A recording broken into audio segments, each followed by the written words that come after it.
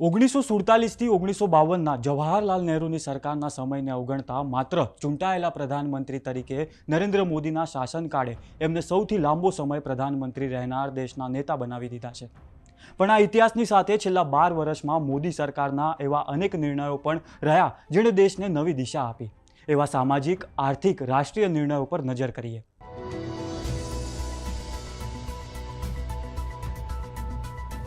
વર્ષ 2014માં જ્યારે કેન્દ્રમાં નરેન્દ્ર મોદીના નેતૃત્વમાં સરકાર બની ત્યારે દેશ સામે આર્થિક સુધારા, આંતરરાષ્ટ્રીય છબી અને પાયાની સુવિધાઓનું વિસ્તરણ જેવા અનેક મોટા પડકારો હતા।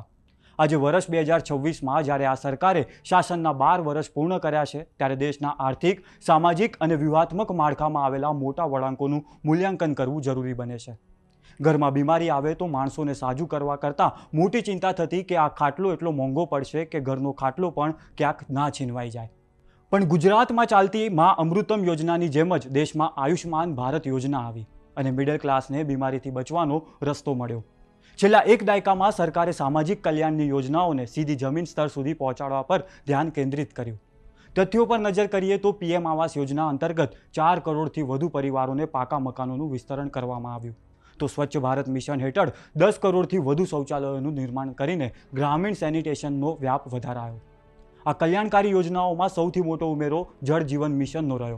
વર્ષ 2019માં શરૂ થયેલા આ મિશન પહેલાં દેશના માત્ર 17% ગ્રામીણ ઘરોમાં નળથી પાણી આવતું હતું, જે આંકડો આજે 12 વર્ષના અંતે વધીને રેકોર્ડ સ્તરે પહોંચ્યો છે અને કરોડો ઘરો સુધી શુદ્ધ પીવાનું પાણી પહોંચાડીને એક મોટી જળ ક્રાંતિ સર્જી છે।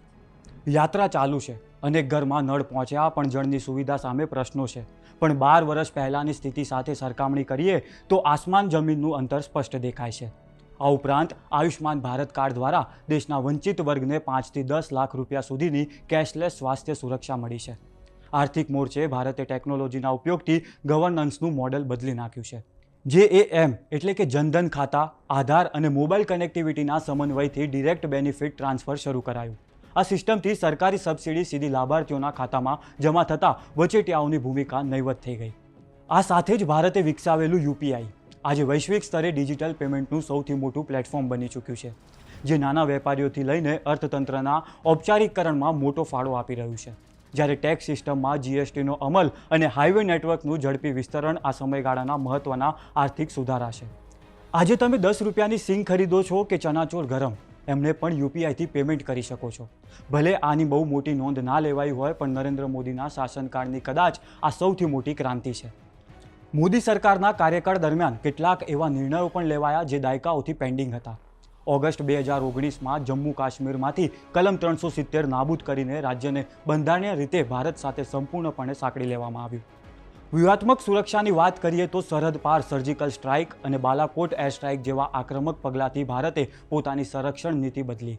આ સાથે જ સંરક્ષણ બજેટનો મોટો હિસ્સો મેક ઇન ઇન્ડિયા અંતર્ગત સ્થાનિક ઉત્પાદન માટે ફાળવીને હથિયારોની આયાત ઘટાડવા તરફ મજબૂત પગલાં લેવાયા।